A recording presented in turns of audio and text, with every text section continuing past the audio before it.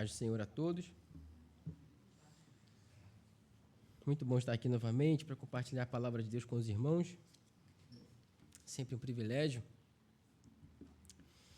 E, bem, peço que você abra a palavra de Deus no livro de Êxodo.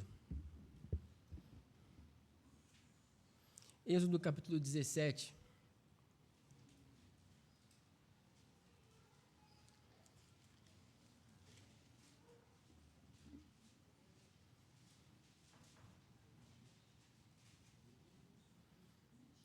Êxodo 17.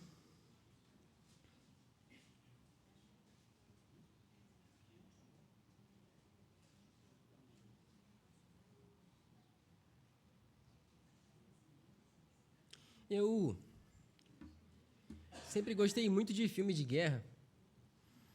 Acho que é natural de homem, né? Filmes que tenham mais violência. E eu sempre gostei muito desses filmes de guerra, de ação, principalmente as guerras medievais, onde tem aquela coisa de um exército que encontra o outro, aquela coisa toda. E o que mais impressiona, não só a mim, mas acredito que todos aqueles que gostam de filme de guerra, são as cenas de combate onde a gente geralmente tem um lado para o qual a gente torce e a gente fica ali olhando aquela... Geralmente, o lado que a gente torce é o mais fraco e a gente torce para o lado mais fraco ganhar do mais forte, a gente fica naquele conflito e a gente torce para que os mais fracos tenham condições de ganhar os mais fortes, que eles consigam boas armaduras, boas armas de batalha, etc. E aí a gente fica naquele êxtase de esperar pela cena final, da guerra final e aquela coisa toda. Mas hoje, a narrativa que nós vamos explorar, o texto que nós vamos explorar hoje, ele fala assim de uma batalha, fala assim de um conflito que acontece, mas esse conflito ele se desenrola de uma maneira muito diferente, porque não são apresentados para nós guerreiros lendários com um currículo enorme, e nem exércitos gigantescos e imponentes.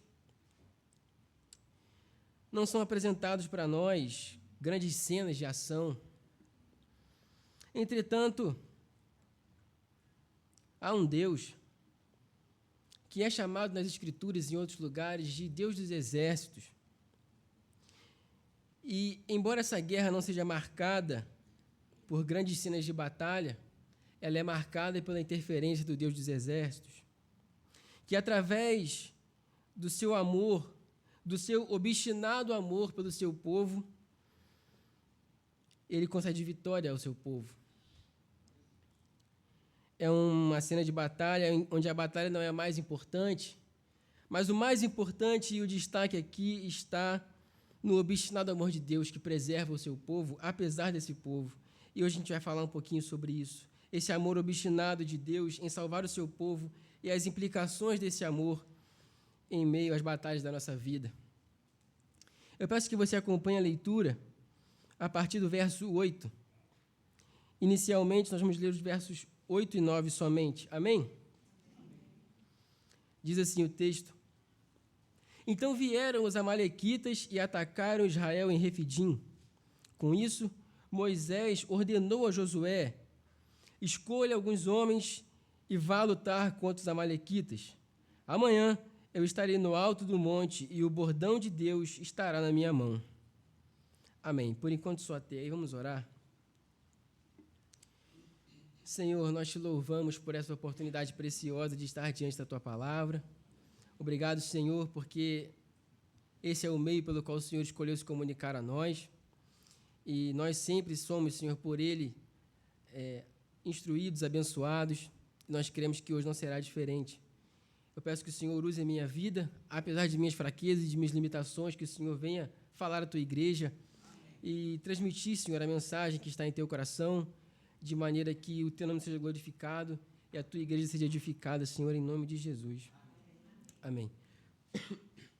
Bem, a história do povo de Israel e a sua peregrinação no deserto, depois que eles saem do Egito, é uma história muito conhecida e não só para nós que somos cristãos, mas também para aqueles que não são cristãos. É uma história muito famosa, a história da peregrinação no deserto e o povo, enfim, a sua má fama, a má fama que aquele povo tinha, e as intervenções de Deus por amor ao seu povo, tudo isso é muito conhecido. E, bom, a gente sabe que não é lá uma história de contos de fadas. Na maioria das vezes o final não é feliz. E na maioria das vezes o que a gente vê é um Deus de amor lidando com um povo pecador e murmurador. É uma história marcada por atos grandiosos da parte de Deus, que age sempre para preservar o seu povo, enquanto o povo é sempre constante em fazer aquilo que eles eram bons, que era murmurar e se queixar contra Deus. Para isso eles tinham muito talento.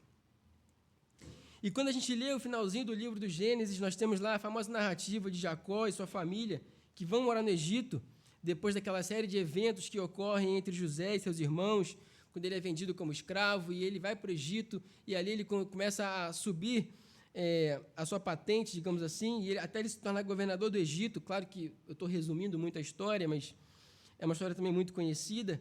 Então, José, ao se tornar governador, ele tem ali uma instrução da parte de Deus de como preservar a terra do Egito diante de uma fome que se abateu sobre aquela terra e também se abateu sobre a terra do povo de Deus, e fez com que os irmãos de José fossem até o Egito atrás de comida, e ali eles se encontram. Enfim, o resultado disso é que a família de Jacó vai morar no Egito. E diz o texto também que nesse meio tempo, aí a gente já entra no livro de Êxodo, que nesse meio tempo, após a morte de José e de seus irmãos, depois que esse tempo passou, se levantou um novo rei sobre o Egito, e esse rei não conhecia José, não sabia da sua importância para a preservação dos egípcios, e o povo de Israel, o povo de Deus, o texto vai dizer que eles se multiplicavam, e eles se multiplicavam muito, e essa multiplicação do povo de Israel despertou preocupações nesse rei do Egito, e o resultado disso foi que os egípcios escravizaram os israelitas, porque o rei tinha medo de que o povo de Israel se rebelasse contra ele. Então, assim, o povo de Deus viveu sob o jugo de escravidão, sob uma vida penosa de trabalho duro e árduo por 430 anos. Mesmo assim, meus irmãos, Deus nunca desamparou o seu povo. E mesmo em meio a esse cenário, havia uma promessa de que Deus iria libertar o seu povo, e Deus não se esqueceu dessa promessa. Pelo contrário, ele cumpriu essa promessa, enviando para Israel um libertador. Então a gente acompanha a história de Moisés, que desde seu nascimento, a sua adoção por parte da filha de Faraó, a sua fuga para o Egito, depois de ele matar um egípcio, a sua chegada em Midian, até o momento em que Deus fala com ele e anuncia que ele foi o escolhido para libertar o povo de Israel da terra do Egito. E aí, o texto vai nos informar aquela série de acontecimentos onde Deus age por intermédio da vida de Moisés, e nós temos aquela série de idas e vindas de Moisés até a presença de Faraó, Moisés junto com Arão, e eles vão até a presença de Faraó e falam: liberte o povo de Deus, nós precisamos ir adorar no deserto, e ele diz não, e aí começam as 10 pragas, começa aquela bagunça na terra do Egito, até que, por fim, a 10ª e última praga foi o anjo da morte, que matava todos os primogênitos. E com a morte do primogênito de Faraó, foi o fim, foi o estopim dessa situação toda, o que levou Faraó a finalmente libertar o povo, e disse: olha, leva esse povo embora daqui, porque tudo que vocês estão trazendo para esse lugar é morte e destruição. Então, assim, a duras penas, Faraó concede liberdade ao povo de Israel. Então, chegamos no versículo 37 do capítulo 12, se você voltar um pouquinho. E lá nós vamos ler a narrativa da saída do povo da terra do Egito. Ali começa esse momento onde Deus libertou o seu povo, eles saíram da terra do Egito, e ali, a partir do versículo 37 do capítulo 12, nós então começamos essa peregrinação do povo que saiu do Egito em direção ao deserto. E a essa altura, meus irmãos, aquele povo já havia testemunhado muitas coisas, grandes sinais por parte de Deus, demonstrações poderosas, o suficiente para fazer com que aquele povo confiasse no Senhor, que ele confiasse no seu poder. Eles já tinham visto as 10 pragas, a maneira como Deus preservou um povo em detrimento de outro. Eles já tinham visto a proteção que Deus estava concedendo a eles, mas eles ainda não tinham visto tudo, porque Faraó se arrepende de ter deixado aquele povo ir embora, e ele então decide perseguir aquele povo com seu exército. Então, no capítulo 14, nós lemos a narrativa mais conhecida do Êxodo, que é quando o Mar Vermelho se abre para que o povo pudesse atravessar em segurança, se livrando de uma vez por todas das mãos de Faraó, das mãos dos egípcios.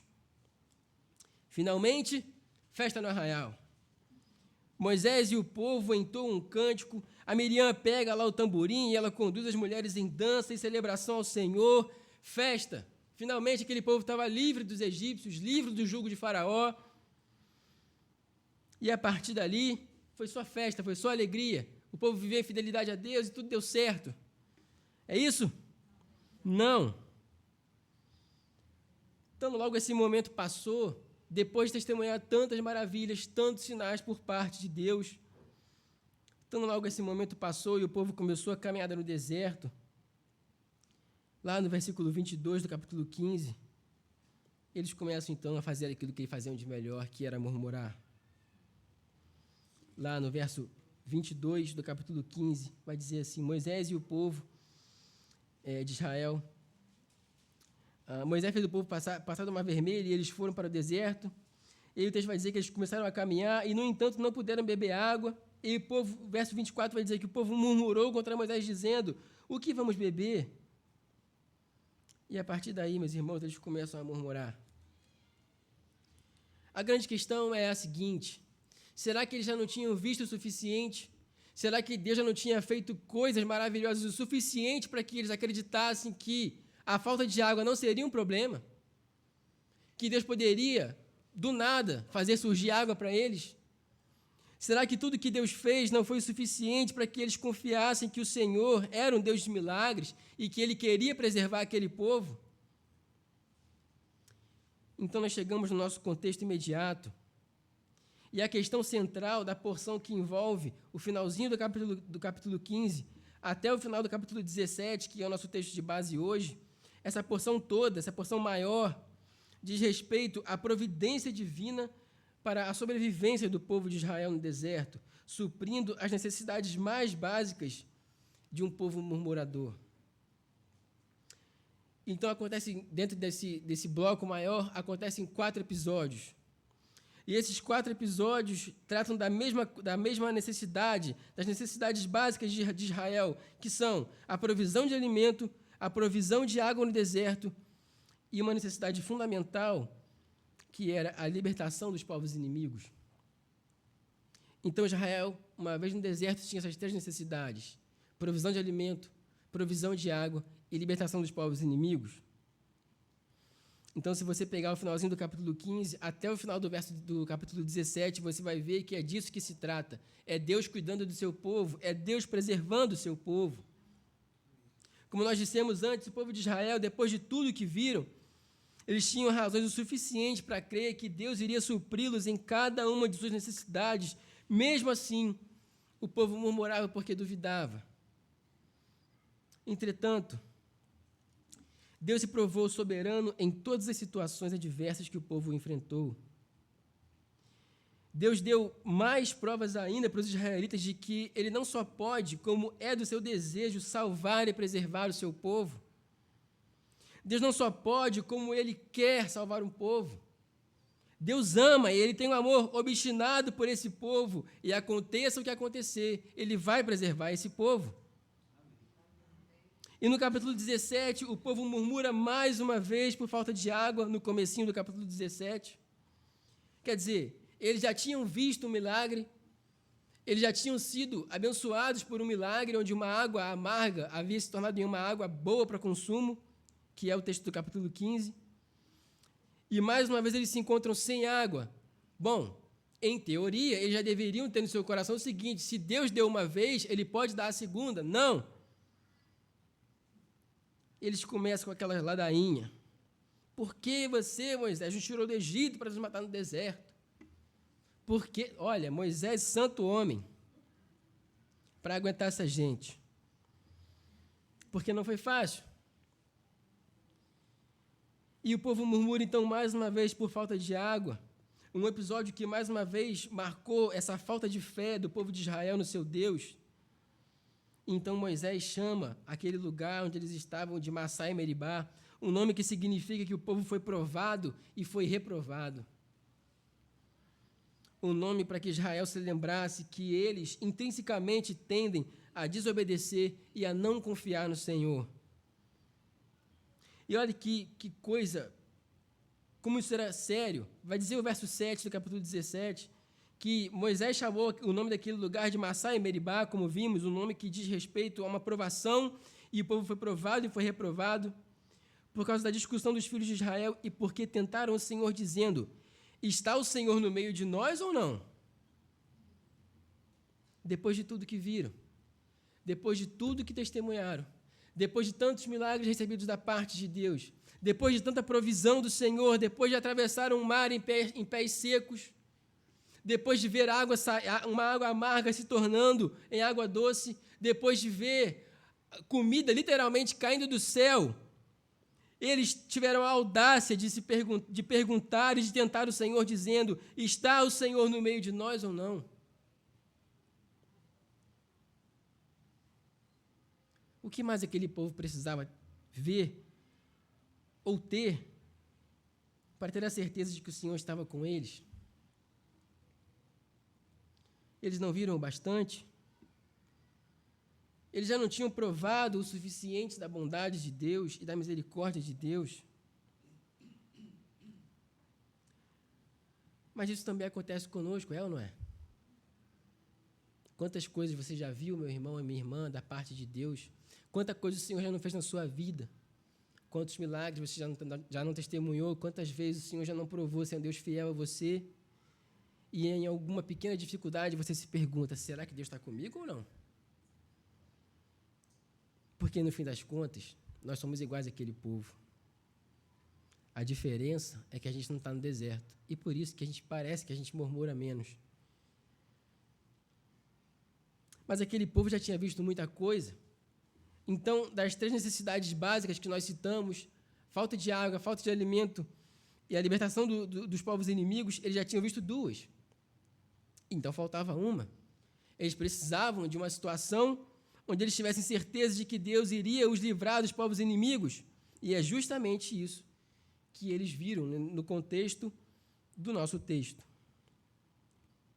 Então o texto começa dizendo que então vieram os amalequitas e atacaram Israel em Refidim, e com isso Moisés ordena a Josué, escolha alguns homens e vá lutar contra os amalequitas.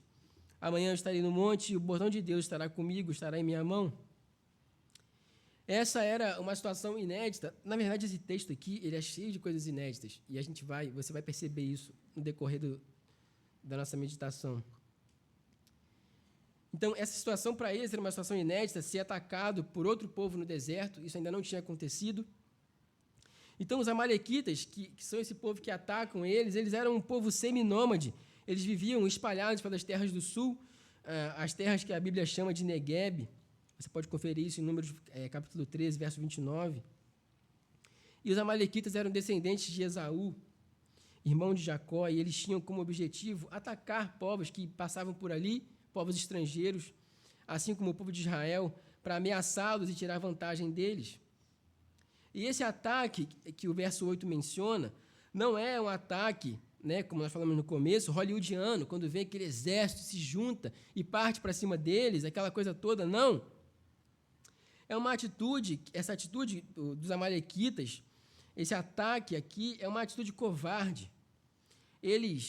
A maneira como eles agiam era uma maneira muito covarde, e isso a gente recebe esse relato lá em Deuteronômio, capítulo 25, a partir do verso 17, quando nós somos informados de que os amalequitas eles atacaram aqui os israelitas nesse contexto pela retaguarda, atacando os mais debilitados, aqueles que ficavam para trás na caminhada do deserto. Sempre tem alguém que fica para trás, né? Geralmente os mais debilitados, os mais velhos. E os amalequitas, então, se aproveitaram desses que estavam na retaguarda e atacaram essas pessoas fragilizadas, essa parte mais fraca do povo. Então, essa atitude covarde dos amalequitas de atacar um povo debilitado fez com que Moisés preparasse seus homens para guerrear contra eles, perceba que é uma atitude imediata de Moisés. Se você ler direitinho, o contexto antes aqui, você vai perceber que Moisés nunca tomava uma atitude sem antes consultar o Senhor ou sem receber uma palavra do Senhor. Mas aqui, foi uma atitude tão covarde, esse ataque dos amalequitas, que de pronto Moisés toma uma atitude e ordena a Josué que prepare o exército.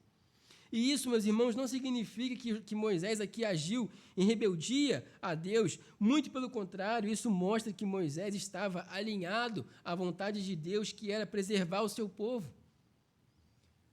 Moisés sabia que a intenção de Deus era preservar o seu povo, não fosse isso, ele não tinha tirado o povo do Egito. Então, de pronto, Moisés toma essa atitude e diz, olha, Josué, faz o seguinte, prepara lá o povo que a gente vai guerrear.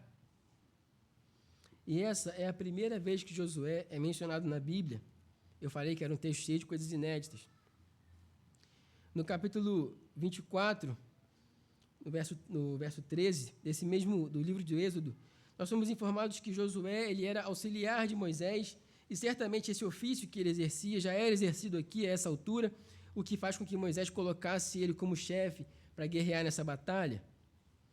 Sendo assim, então, Moisés ordena que Josué separe alguns homens que não eram nenhum esquadrão de elite, não era nenhuma BOPE. Eram homens que fossem mais aptos para a batalha, homens que tivessem mais condições de guerrear. E, além disso, Moisés diz uma coisa muito significativa para Josué. Ele diz, eu estarei no alto do monte com o bordão de Deus. E por que isso é significativo, principalmente para Josué, que ouviu essas palavras?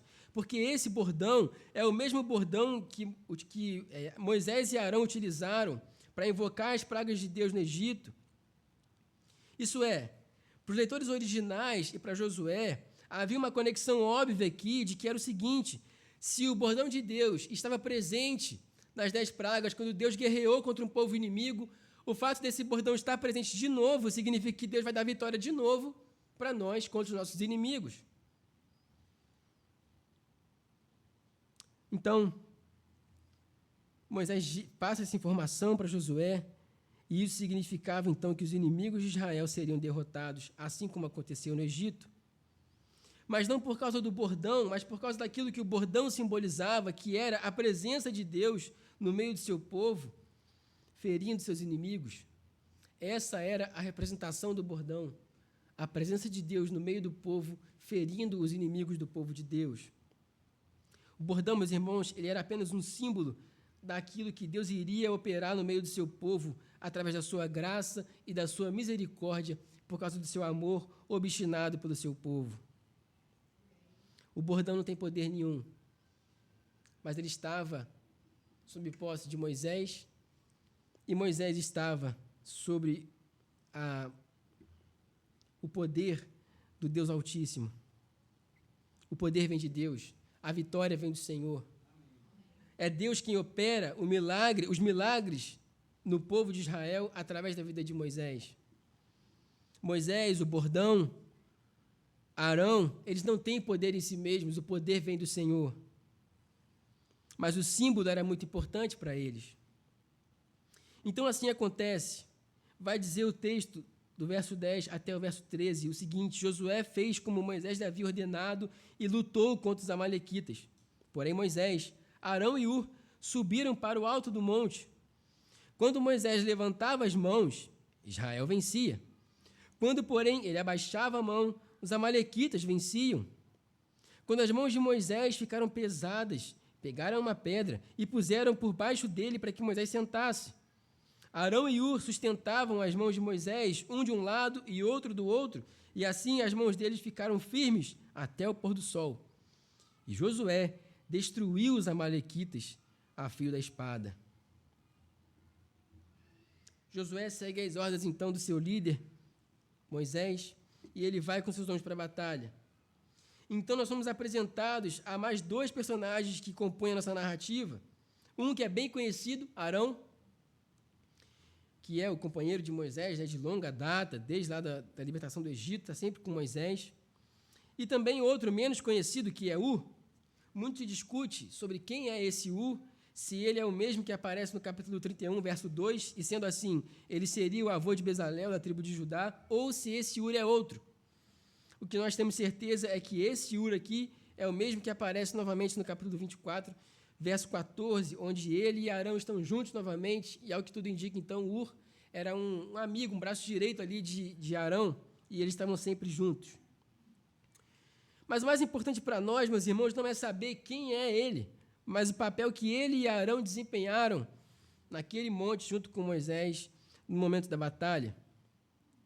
Isso porque a narrativa nos apresenta um problema. Quando Moisés levantava as mãos, e veja, vamos voltar um pouquinho. Quando Moisés chama Josué para a batalha, ele diz que vai ter uma coisa na mão dele lá no monte. O que é? O bordão de Deus. Então, nós entendemos que quando ele levanta a mão aqui, ele está levantando o bordão de Deus, certo?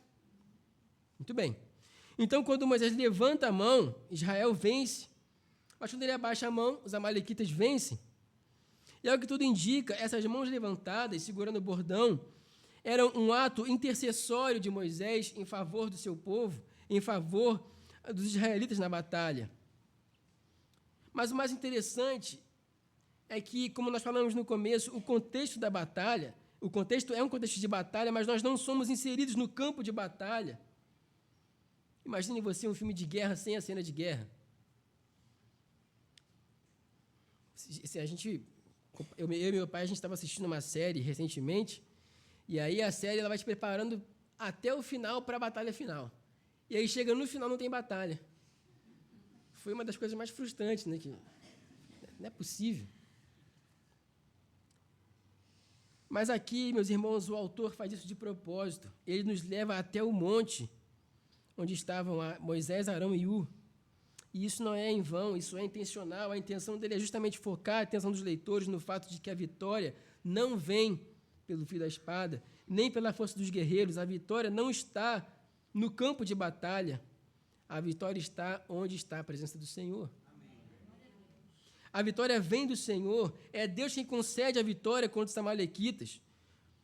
Josué certamente recrutou os melhores homens para essa batalha, mas nós não precisamos saber quem eles são, quantos são. O que nós precisamos saber é que quem concedeu a vitória para o povo foi o Deus dos exércitos.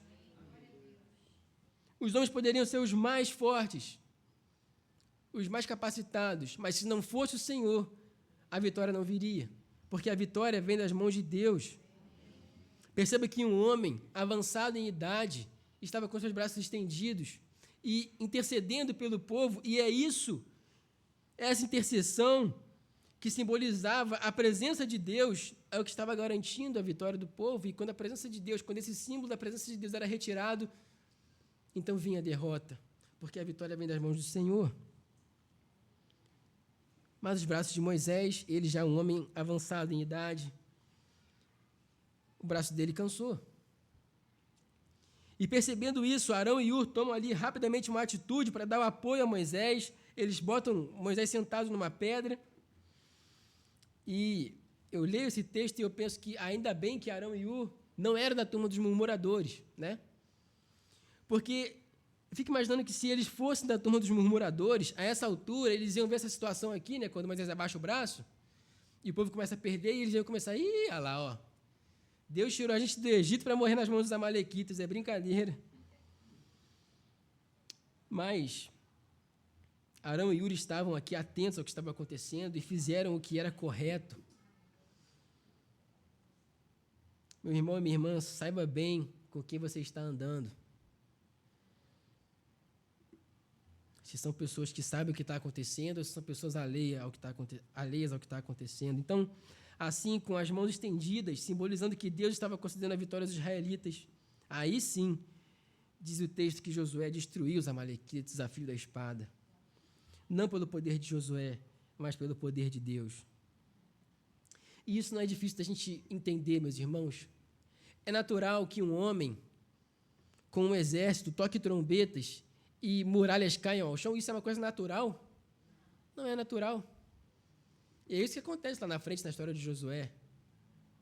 Então é sempre o Senhor. É sempre o Senhor concedendo vitória ao seu povo. E se não fosse o Senhor, certamente o povo iria perecer. E algo interessante que nós devemos lembrar, meus irmãos, que o livro de Êxodo, no seu original, o nome desse livro no hebraico, originalmente, significa o livro dos nomes. Logo, é importante a gente estar atento quando a gente lê Êxodo, principalmente, na verdade, a Bíblia inteira, mas o livro do Êxodo, principalmente, é muito importante a gente ficar atento quando aparecem os nomes, porque eles carregam muitos significados. E como vimos, essa é a primeira vez na narrativa da Bíblia que Josué aparece. E o nome Josué foi dado a ele pelo próprio Moisés, porque antes ele se chamava Oséias. Então Moisés muda o seu nome para Josué, você pode conferir isso depois em Números capítulo 13. E ele então, a partir daquele momento, deixa de se chamar Oséias e passa a se chamar Josué. E você sabe, meus irmãos, qual é o equivalente hebraico no grego para o nome Josué? Jesus. Olha que interessante. A maneira de se pronunciar o nome Jesus em hebraico é a mesma do nome Josué, Yeshua. E Josué significa Deus salva. E olha como é significativo isso. A primeira vez que Josué aparece na Bíblia, esse nome que significa Deus salva, é Deus salvando o seu povo mais uma vez. Josué, Deus está lá, Deus salva. Deus salva. Assim como ele deu água para o povo no deserto, assim como ele providenciou comida, fazendo chover comida, assim também ele salvou o seu povo e livrou os israelitas das mãos de seus inimigos. Uma história que ela é muito curta, mas ela é carregada de significados, uma história daquelas que vale a pena ser contada, uma história daquela que vale a pena ser escrita para que seja passada de geração em geração. Mas essa ideia não é minha. O próprio Senhor disse isso, veja o finalzinho do texto, verso 14. Então o Senhor disse a Moisés, escreva isso para a memória num livro e repita-o a Josué, porque eu vou apagar totalmente a memória dos amalequitas da face da terra. E Moisés edificou um altar e lhe deu um nome, de novo um nome aparecendo. O nome do altar era O Senhor é a minha bandeira, e disse, porque o Senhor jurou, haverá guerra do Senhor contra os amalequitas de geração em geração. Então o Senhor ordena a Moisés que registre esse acontecimento. E essa é a primeira vez, eu disse que era um texto cheio de coisas inéditas. Essa é a primeira vez em que a Bíblia traz a referência explícita de que Moisés foi ordenado a registrar alguma coisa por ordem de Deus. Aqui o Senhor diz para Moisés que esse fato deveria ser escrito e repetido a Josué. E Josué foi inserido aqui provavelmente porque já se entendia entre Deus e Moisés que Josué seria o sucessor de Moisés. E então, essa história deveria se passar para que Josué pudesse contá-la e transmiti-la ao povo. E aqui no verso 14 existe um aspecto muito interessante, porque Deus manda ele escrever e repetir. O escrever, ele complementa o ato da repetição, e isso certamente se reflete e traz alusão aqui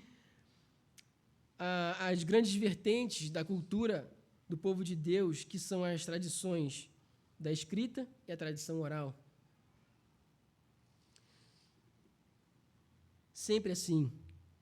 A gente escreve para falar, para contar a história e passar a história adiante. Ou seja, nesse contexto, a tradição oral aqui aparece, ela era muito mais fundamental, obviamente, por causa da escassez de papel. Então, não era possível que todo mundo tivesse uma cópia das histórias. Então, havia uma história e essa história era transmitida de maneira oral.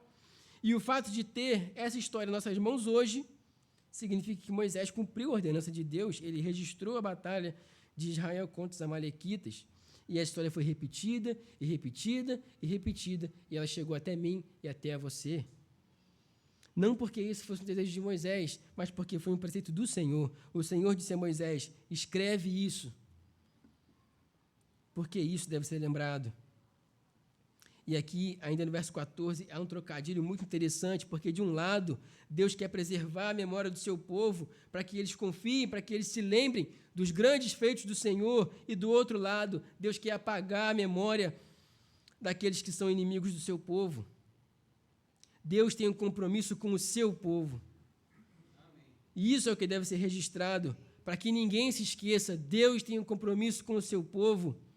Mas aqueles que se opõem ao povo de Deus, se opõem ao próprio Deus, e eles serão derrotados, e esses não merecem ser lembrados. Então o Senhor diz: esses eu vou apagar da face da terra. Então por isso Moisés edifica um altar naquele lugar, e chama aquele lugar, aquele altar de: o Senhor é a minha bandeira, Javé Nissi. E a palavra hebraica para bandeira, ela não significa necessariamente uma bandeira como a gente conhece, como a gente entende, mas um objeto, podia ser um estandarte ou um poste, que fosse capaz de identificar, de trazer uma identificação, assim como uma bandeira que identifica um país, uma cidade, enfim, alguma região. Assim, a intenção de Moisés aqui é trazer essa identificação do povo com o Senhor. O Senhor é a bandeira do seu povo. Então ele chama aquele lugar de Javé Nissi. E é por causa dessa bandeira, dessa identificação com o Senhor, que os inimigos são derrotados, porque não há quem seja capaz de derrotar o Senhor. Ele é Deus dos exércitos, e quem se opõe ao seu povo se opõe a ele, e quem se opõe a Deus é derrotado. Deus é a nossa bandeira. Ele é nossa garantia. Ele é nosso estandarte. Meus irmãos, desde o início da história da humanidade, Deus sempre demonstrou esse amor obstinado pelo seu povo. E até mesmo os juízos que ele exerce no meio do seu povo são disciplinas de amor para a purificação desse povo. Coisas que a gente não entende, mas que o Senhor, na sua soberania, fez para preservar esse povo, o povo que ele escolheu para chamar de seu. Agora, então, não faltava mais nada. Deus supriu todas as necessidades do povo de Israel. Ele supriu a necessidade de água, de alimento, e ele mais uma vez se prova como um Deus presente que zela pelo seu povo, derrotando os inimigos de Israel. Então, se antes eles tentaram o Senhor se queixando: está o Senhor no meio de nós ou não? Agora não restava dúvidas. Deus está no meio do seu povo e ele salva o seu povo. Ele preserva o seu povo, não restam dúvidas. Deus está no meio de nós. Agora sim, todos os problemas de Israel estavam solucionados. Não. Esse não é um conto de fadas. Nós sabemos, meus irmãos, que nem momentos como esse foram capazes de mudar o coração daquele povo. Se a gente avançar um pouquinho mais na história, a gente vai se deparar com esse mesmo povo se curvando diante da imagem de um bezerro de ouro. Dói, não dói? É uma coisa que dói fisicamente na gente quando a gente lê essas narrativas. Não é possível isso? Meu Deus do céu! Sabe por que eles fizeram isso, meus irmãos? Porque o maior problema daquele povo não era a falta de água, não era a falta de comida, e também não eram os povos inimigos. Ué, não? Não. O maior problema daquele povo, meus irmãos, não vinha de circunstâncias internas, mas vinha de dentro. O maior problema daquele povo também é o nosso maior problema, e esse problema é o pecado. O pecado e a separação que ele causa, desde a queda do Éden, entre homem e Deus.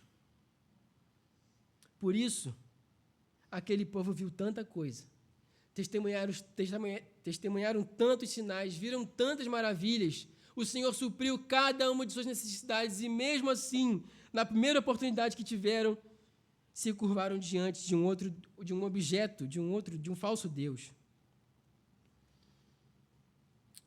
Por causa do pecado que havia no coração daquele povo.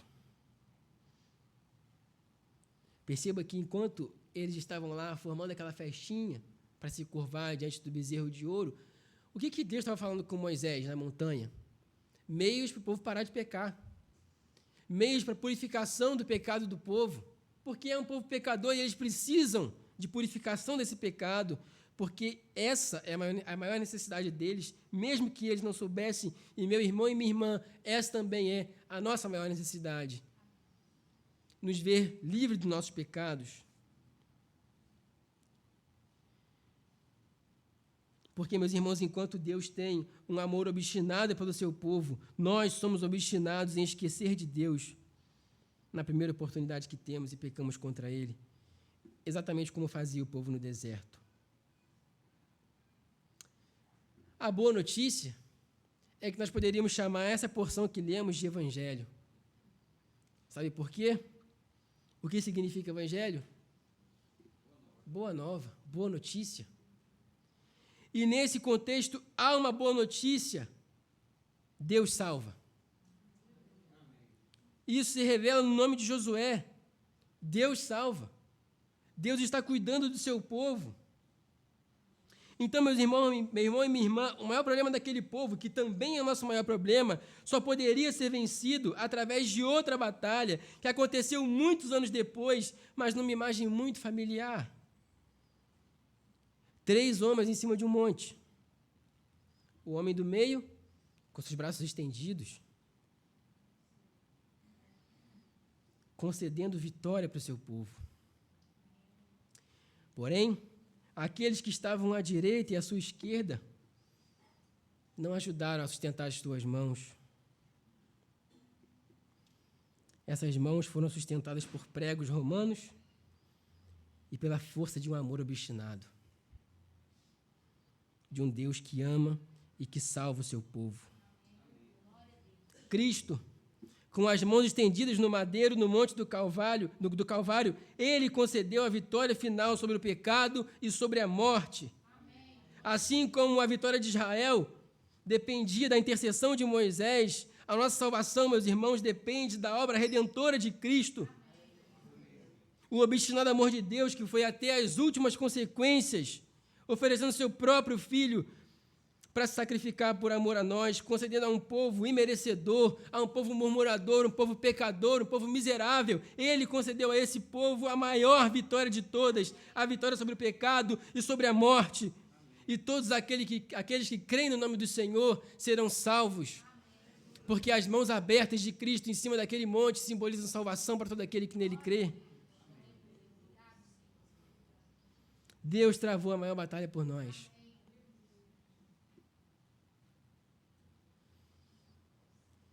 Ele é o nosso Redentor. Deus ama o seu povo. Ele tem um amor obstinado pelo seu povo. E a maior representação disso foi Cristo Jesus no Monte do Calvário, sofrendo uma morte em agonia e dor, mas permaneceu com as suas mãos estendidas até o pôr do sol. E ali concedeu vitória para cada um de nós. Essa é a maneira como esse texto revela o Evangelho e aponta para Cristo Jesus, nosso Senhor. Eu gostaria de fazer 4 aplicações antes da gente terminar. A vida cristã, meus irmãos, aqui vai a primeira aplicação, ela frequentemente envolve crises e tribulações. E você, cristão como eu, sabe muito bem disso. Assim como os amalequitas que atacaram na retaguarda do povo, atingindo os mais fracos, muitas vezes, meus irmãos, nós somos atingidos em nossas maiores fraquezas. E claro que eu não estou falando apenas de lutas externas, como doenças, crises financeiras, etc., mas principalmente dos dardos inflamados do maligno, que tenta o tempo todo abalar nossa fé, nos tirar do caminho do Senhor. O apóstolo Pedro nos adverte dizendo: sejam sóbrios e vigilantes. O inimigo de vocês, o diabo, anda em derredor como um leão que ruge, procurando alguém para devorar. Não parece que os amalequitas fizeram? Ficaram ali só esperando o mais fraco para que eles pudessem ir lá e abater. E a gente sabe, meus irmãos, que a nossa vida nos reserva esse tipo de situação. E o que fazer nesses momentos? O que fazer quando vem a tentação na luta contra o pecado? O que fazer quando vem uma crise, quando vem um problema, quando vem uma doença? Nós precisamos fazer aquilo que Moisés e Josué fizeram mediante o ataque dos amalequitas. Precisamos orar e agir. Precisamos clamar a Deus por salvação, confiando que o mesmo Deus que ama e zela pelo seu povo no passado é o mesmo Deus que ama e preserva o seu povo nos dias de hoje. Amém. A segunda aplicação é quando nós passamos por ataques, sejam eles espirituais ou físicos, nós precisamos, então, como eu disse, assumir esse lugar de Josué no campo de batalha. E carregando, meus irmãos, dentro de nós uma certeza, a certeza de que no lugar alto, no alto e sublime trono está Cristo Jesus. Amém. E se Moisés intercedia por Josué, é Cristo quem intercede por nós, é Ele quem vence nossas batalhas e é Ele quem está o tempo todo diante de Deus, intercedendo por cada um de nós em nossas fraquezas. Amém. E nos dando força para continuar na caminhada. Nós não conseguimos vencer sozinhos, meus irmãos. Nós não temos forças para isso. É a graça de Deus operando em nossas vidas por meio da intercessão de Cristo é que somos capazes de vencer os desafios que esse mundo nos apresenta. Sempre foi a graça de Deus, meus irmãos, sempre foi o amor de Deus, obstinado pelo seu povo, por aqueles que são seus escolhidos, e assim é, e assim sempre será, até o dia de Cristo, onde definitivamente seremos livres do pecado, das doenças, da morte, de tudo, porque viveremos para sempre com o Senhor. Terceira aplicação, meus irmãos, a vida do povo de Deus deve ser vivida em comunidade. Por vezes, os ataques que nós enfrentamos na vida são tão difíceis e são tão insuportáveis que a gente começa a ficar cansado. Então, nós precisamos de apoio, precisamos de pessoas que nos ajudem a perseverar em oração e na caminhada de acordo com a palavra de Deus em meio às lutas. Como é bom, meus irmãos, quando nós estamos em momentos difíceis de aflição e ao invés de chegarem pessoas que só querem ver o nosso mal, chegam pessoas como Arão e Ur, dispostas a nos ajudar, a sustentar nossas mãos cansadas, a manter nossa posição de fé diante das circunstâncias. A vida cristã é vivida em comunidade, precisamos de pessoas que estejam conosco. Nos momentos de lutas, você não vai conseguir sobreviver sozinho, você precisa de apoio. E eu espero que você encontre isso na sua igreja, entre seus irmãos em Cristo. Quarta e última aplicação. A glória de Deus, meus irmãos, deve ser lembrada e proclamada como o nosso estandarte das batalhas. Nós somos muito bons em compartilhar lutas, é ou não é? Fila de banco, fila de mercado. É só você encontrar com algum brasileiro que ele vai reclamar. Na seção de café e azeite, e ovo também, você vai encontrar o povo murmurando. Tenha certeza disso. Mas, meus irmãos, apesar do preço do café, do azeite, do ovo, quantos aqui têm alimento nas suas casas todos os dias? Quantos aqui têm sido sustentados pelo Senhor, mesmo em meio aos preços altos? Quem? Meus irmãos, é isso que precisamos testemunhar. Assim como Josué, que venceu a batalha aqui junto com Moisés, e Deus diz, olha, escreva isso, se lembre disso e repita isso. Nós precisamos repetir que é Deus quem nos sustenta. E Ele opera em nós, meus irmãos, grandes milagres. Se nós estamos aqui, meus irmãos, isso é para a glória de Deus. Na próxima vez que você estiver no mercado e você ouvir alguém reclamar, diga isso, olha, apesar de tudo, Deus tem me sustentado. E na minha casa não falta o pão de cada dia. Precisamos testemunhar, meus irmãos, que mesmo sendo tão imerecedores, fomos alcançados por esse Deus de amor, esse amor obstinado, e hoje pertencemos ao povo de Deus. Concluindo, meus irmãos, agora sim você pode respirar aliviado e pode viver em paz, porque o nosso maior inimigo foi derrotado. Infelizmente, meus irmãos, nem sempre é isso que fazemos. Por vezes, nós ainda somos aquele mesmo povo murmurador. E, às vezes, meus irmãos, por razões tão banais.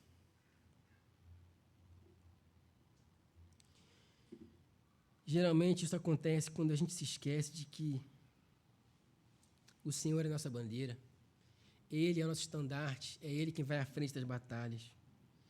Quando as coisas começam a sair do nosso controle, geralmente a gente se desespera. Às vezes uma mínima coisa que sai do nosso controle, a gente já começa a dizer: está o Senhor no meio de nós ou não? Meu irmão e minha irmã, Deus já entregou tudo a nós. O que mais nós podemos querer? O que é que o Senhor pode te dar hoje que vai te fazer mais feliz do que aquilo que Ele já te deu quando você recebeu a salvação? O que te falta? É claro, meus irmãos, que nós temos necessidades nesse mundo e para todas elas precisamos clamar ao Senhor por auxílio e por socorro. Eu acabei de falar isso. Mas a nossa fé, a nossa confiança não pode depender de ter todos os nossos pedidos atendidos diante de Deus. Não à toa, Paulo escreve em sua primeira carta a Timóteo: tendo o que comer e o que vestir, estejamos satisfeitos. Para isso, precisamos nos lembrar constantemente da maior vitória que o Senhor Jesus conquistou, a vitória de Cristo sobre o pecado e a morte. E como é que a gente se lembra disso? A dinâmica segue a mesma: tradição oral e escrita. Nós lembramos ouvindo e lendo a palavra de Deus. Assim como Deus mandou Moisés registrar a vitória da batalha contra os amalequitas, o mesmo Deus inspirou outros homens para registrar a maior vitória de todas, a vitória de Cristo. Mateus, Marcos, Lucas e João registraram para nós, para que hoje nós pudéssemos ter acesso a essa história, crer naquilo que lemos e compartilhar essa verdade. Nós estamos, meus irmãos, prestes a celebrar mais uma Páscoa, e eu desejo que possamos refletir e nos satisfazer nesse obstinado amor de Deus pelo seu povo, que nos preserva, que nos salva e que nos concede a vitória. Amém? Eu gostaria de orar com você.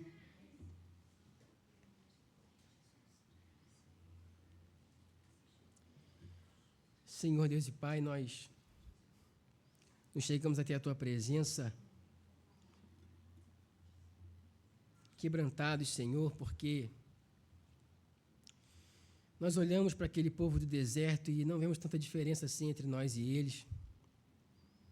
E nós, Senhor, que recebemos tão grande salvação da parte de Cristo Jesus, nosso Senhor, tantas vezes, Senhor, ainda murmuramos diante de Ti por coisas, Senhor, que nós sequer precisamos de verdade.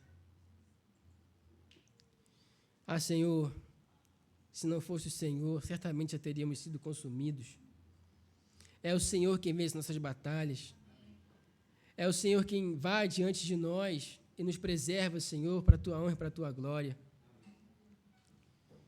Nós Te louvamos, Senhor, porque não precisamos mais de provas de que o Senhor está em nosso meio, porque temos a certeza de que o Senhor está em nosso meio. O Senhor enviou o Teu Filho e o chamou de Emanuel, que significa Deus conosco. Deus está no meio de nós. Não há dúvida, Senhor, de que o Senhor está em nosso meio. Mas ajuda-nos, Senhor, em nossa incredulidade, em nossa falta de fé. Ajuda-nos, Senhor, a Te enxergar e ver que, apesar de todo o contexto que pode parecer difícil, é o Senhor quem nos sustenta. O Senhor tem guerreado nossas batalhas e tem vencido nossos inimigos por amor a nós. Amém. Nós Te louvamos, Senhor, porque aquele inimigo que nós não éramos capazes de vencer, que é o pecado, o Senhor venceu por nós. Amém. Nos garantindo, Senhor, a vida eterna contigo, onde viveremos para sempre e definitivamente livres do pecado e de tudo aquilo que o pecado acarretou nesse mundo. Muito obrigado, Senhor, porque através dessa narrativa nós aprendemos sobre o Teu amor obstinado, que sempre preserva o Teu povo. E cremos, Pai, que assim será até o dia da vinda de Cristo Jesus. Preserva-nos, Senhor, em Tua presença. Preserva-nos, Senhor, fiéis a Ti, de maneira que naquele grande dia possamos estar entre aqueles que serão benditos do Teu reino. Preserva-nos, Senhor, para que não sejamos tentados, meu Deus, por esse mundo, a nos esquecer de Ti, e a pecar contra Ti, Senhor, porque o Senhor está em nosso meio. Tem misericórdia de nós, nos guia, Senhor. Toma-nos pelas mãos e seja, Pai, nosso estandarte, nossa bandeira. Que onde estivermos, possamos carregar essa bandeira conosco, para nunca nos esquecermos quem nos representa e quem está diante de nós, em nome de Jesus. Amém. Bendito seja o nome do Senhor. Que Deus abençoe os irmãos.